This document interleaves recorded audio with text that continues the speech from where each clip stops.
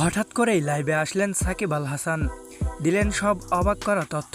দর্শক, বিস্তারিত জানতে ভিডিওটি সম্পূর্ণই দেখুন। প্রায় এক বছর থেকে বাংলাদেশ তারকা ক্রিকেটার সাকিব আল হাসান ছিলেন দেশের বাইরে। মূলত রাজনৈতিক, ব্যবসায়িক ব্যবস্থা এবং চিকিৎসার জন্যই তিনি যুক্তরাষ্ট্রে অবস্থান করেছিলেন। তার চোখের সমস্যার কারণে চিকিৎসা নিতে হয়েছিল সিঙ্গাপুরেও। এছাড়াও রাজনীতি ও পারিবারিক বিষয়েও তিনি সময় দিচ্ছিলেন। ফলে দীর্ঘদিন সময় ধরে তিনি জাতীয় দলের বাইরে ছিলেন। এ অবস্থায় অনেকেই ধরে নিয়েছিলেন হয়তো সাকিব ধীরে ধীরে ক্রিকেট থেকে সরে যাচ্ছেন। তবে সব জল্পনা কল্পনার অবসান ঘটিয়ে হঠাৎ করেই সামাজিক যোগাযোগ মাধ্যমে একটি লাইভে আসেন সাকিব।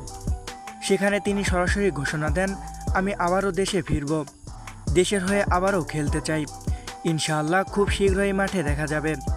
তার মুখে এমন কথা শোনার মুহূর্তেই ভিডিওটি ভাইরাল হয়ে পড়ে। লাইভে সাকিব আবারও বলেন, বাংলাদেশ আমার আত্মার জায়গা, মাঠে ফিরতে আমি এখন প্রস্তুত হচ্ছি।